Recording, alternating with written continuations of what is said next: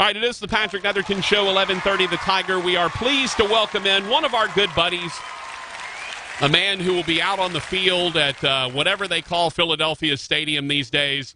He will be there for one of the great traditions in all of college football, the Army-Navy game, and he's just a hell of a guy all the way around. Brent Stover from CBS Sports joins us. What's up, sir? Oh, man, I'm doing good. How you doing, Peanut? You know, if I was any better, my name would be Brent Stover, let's be honest with you. Listen, if you guys are complaining about a 10-3 team that's leading the NFC South and already clinched, I think life is pretty good if you're having to split hairs over that. Yeah, and I tell everyone the complaints that I have about things with LSU or with the Saints are the kind of complaints you want to have. You know, it's the complaints you want to have where you're literally nitpicking over a 10-3 team or an undefeated 13-0 team, as opposed to, well, everything's the problem. So, you know, we call those first world problems. Yes, they're. I think they're called. I think in the NFL, Brent, they're called first place problems. Exactly. Yeah. Exactly. Brent Stover joining us. All right, Brent, getting to be a part of the Army-Navy game, and look, I love the fact that this game got moved to its own weekend. I love that that CBS can really focus on it. It's the only Division I FBS game in town, so to speak. Tell me about getting to be a part of a really, really neat game like this. It's the highlight of my year, and I'm not trying to go over the top because this is an easy one to say, hey, it's pageantry, it's the feelings you get, the patriotism and all that. But it really is. It's my favorite weekend of the year. It's my favorite day of the year of all the things that I get to be part of within the CBS family. Heck, it's the thing that my mom, she's not just watching because her son is there and she's looking at how does my hair look and my suit and tie combo. We do that hour-and-a-half march-on show that we host from on the field from noon to 1:30 on CBS Sports Network Eastern, and then 1:30 to 2:30 we do the tailgate show, and that kind of leads you into the coverage over on main CBS. But for that 2.5 hours, I'd say it's about 15% about football, maybe 10% about football, and the other 80 to 90% is about what this thing is all about. And it's about these men and these women, and not just the ones that are in the stadium and on the field that day, but around the world, doing the job that is the greatest job in the world in terms of who the people are that we owe thanks to. Yeah, there's no doubt about it. I mean, you're talking about sacrifices that none of us could really imagine. I mean, if you were out there, I can only imagine what your hair would look like, Brent. I mean, it's your hair is much too beautiful. By the way, before we, last time you and I chatted, we were kind of talking about your burgeoning singing career, and I need an update on this because correct me if I'm wrong, you got a music video out now. What's going down here? Well, not quite yet. We've been kind of waiting on we need a heavy investor. We think we got a guy in Shreveport there that has a big radio show in the afternoon. So we're looking for an investor. I don't know who that is, but you let me know if you find him. To help us get a record deal. No, it's going. What I'm finding out with this, and again, it started as kind of a joke, to be honest. Midlife crisis. I picked up a guitar, I started writing some music, but it really is where we're trying to make some things happen. We're currently recording. We finished 6 songs in the studio, and we're starting our next 3 that are going to be wrapped up in March. And at that point, I'm going to have 9 original songs. And then I think we kind of, at that point, move on and say, all right, where can we get these? And we've already started. We got a song called Instagirl Next Door that we have not released yet. And we're still we put together a music video on it that's pretty solid, but we might go a little bit deeper on it and add to it and make some changes. And we're kind of in talks with a couple of, potential people that we could get involved with that in terms of investing and perhaps getting an actress on there that, with a large following on Instagram and other social media platforms that could help us get it out there. So that's kind of something we ran into the winter time, which makes it a little difficult with my work schedule. But I think this spring, some things are going to happen with that song, and then we hope to kind of get on the map with that song. It's a really fun, kind of cheeky, song that, quite frankly, has never been written before, and we kind of hope it can make us stand out a little bit Can I offer a suggestion? I'd love to. Since Instagram is a lot about filters and flattering angles and whatnot, I think that I should be the before, and then when you switch the filter, then you've got the really good-looking actress with the following on Instagram, just to show just how powerful Instagram filters really are. Listen, I love it. I love the self-deprecation. I saw you with one of the most incredible sweaters on the other day yes. that I've ever seen in my life. Uh-huh. Like you're a must-follow, my friend. Oh, and you have thank gotten better looking with age. So give yourself credit. I mean, I don't know. I don't have money to send you, Brent, so I guess I'll just appreciate the compliment for what it is. Hey, regarding college football as a whole so far, we've gotten to the point now where the four are set. You're kind of, to me, a neutral outside observer. We're in LSU country. I know some Ohio State people. Do you, as a neutral outside observer who knows a lot about college football, who follows it, who studies it, who has shows about it, do you think the committee got it right with LSU 1 and Ohio State 2?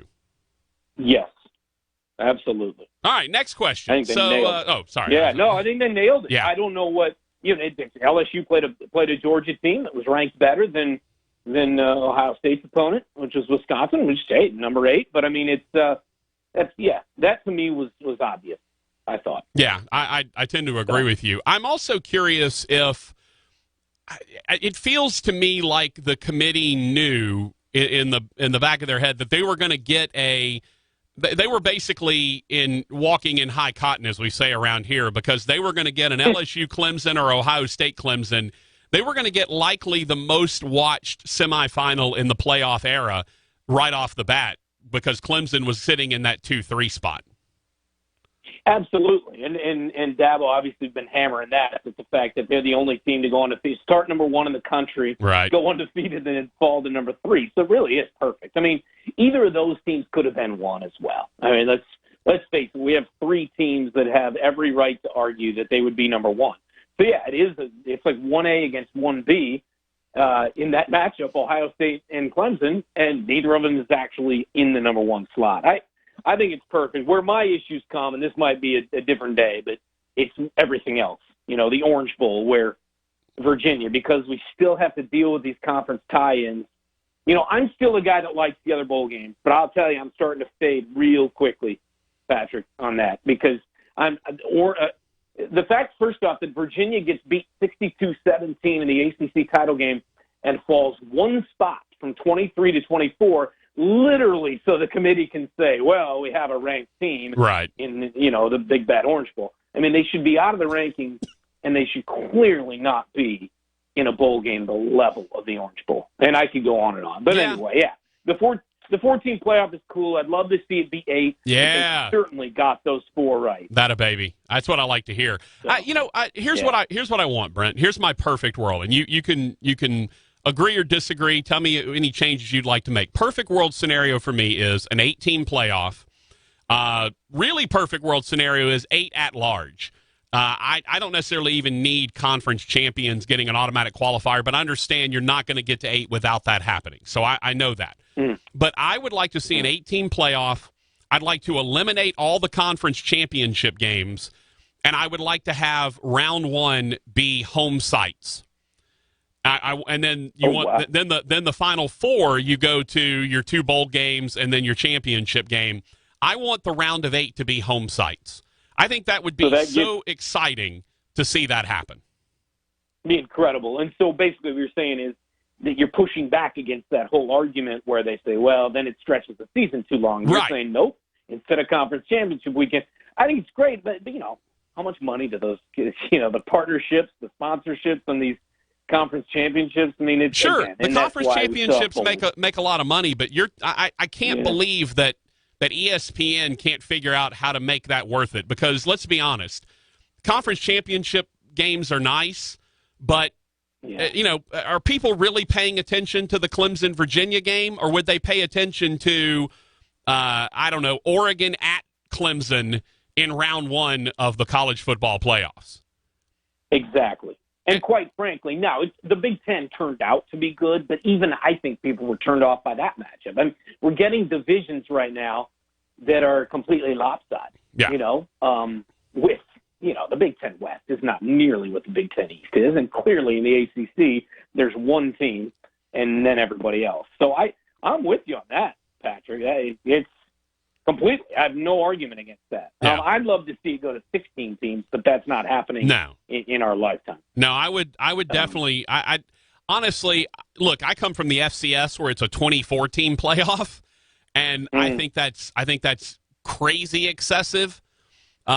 And so I think 16 would be way too much. I think 8 would be just right, and I think home sites would make it different enough and also protect those top 4 seeds because, look, let's be honest, more than likely, if you went to an 8-team playoff this year, if you had an 8-team playoff this year, more than likely the 4 teams that are in it right now would be the 4 teams that were in it in an 8-team playoff. They'd likely all win their first games.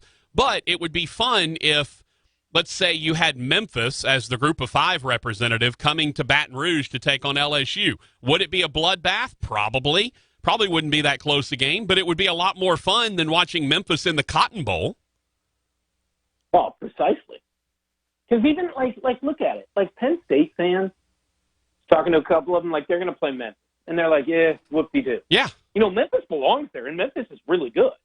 And that's why their coach just got a better job. Right, that's why he's at Florida State. But let's be honest. Yeah, but let me. It would put it this way. To your point, it would be a lot more exciting for whoever played against Memphis if they knew it was a playoff game and Memphis was the bottom seed, and that's what you earned was the worst of the 8 teams. Which again, that's a pretty good team. Now, let me ask you this: do you believe that that Group of 5 representative has to be an undefeated or a one-loss team? Do you believe there should be a stipulation on that? I think there needs to be something having to do with their ranking.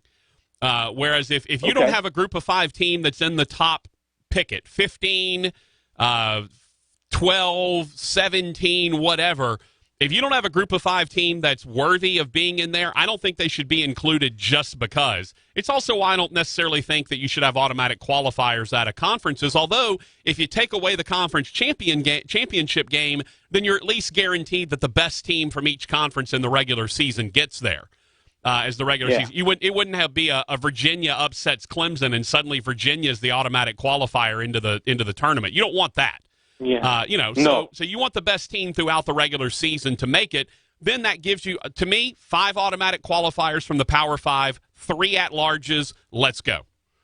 That's where I'm at. I don't even think the Group of 5 should get an automatic spot, but I think there should be a stipulation that if they're in a certain ranking position, that they should be considered or whatever. But I don't think they should have a guaranteed spot. Just me personally. Here's the one thing where the NCAA and whoever ultimately makes these decisions. Yeah, it's not the NCAA. They have nothing to do with this playoff.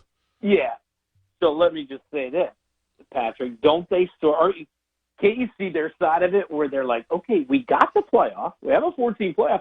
But we also get to have these conversations going on every sports talk show in America right now. Like you and I, this is fun people debate this stuff all season long. Mm-hmm. Every weekend is like a playoff game. So I'm just coming from the angle of, hey, they kind of have it in a pretty good spot right now in terms of, they're taking care of us with a playoff, but at the same time, they're creating this constant dialogue and intrigue around college football that even the NFL is still pretty dang good, but they don't quite have the intrigue that college football does. Yeah, and the only problem I have with that is when you go to an 8-team playoff, especially if you eliminate the conference championship games, well, now you make more games down the stretch mean something. Down the stretch, you've got games that actually mean things to end the regular season, where it's not just maybe they'll go to the whatever bowl if they get this win. Now it's, hey, maybe they'll play their way into one of the at-large spots, and they've got to still continue to impress the committee. The group that's out there with the 4-team playoff is great, and every week is already an elimination and a playoff. Those people are they're not paying attention to what's going on, and they don't have foresight to me. And to me, the 8-team playoff is not about now, because there are not a 3-team playoff would be great this year because there's only really 3 teams we're talking about.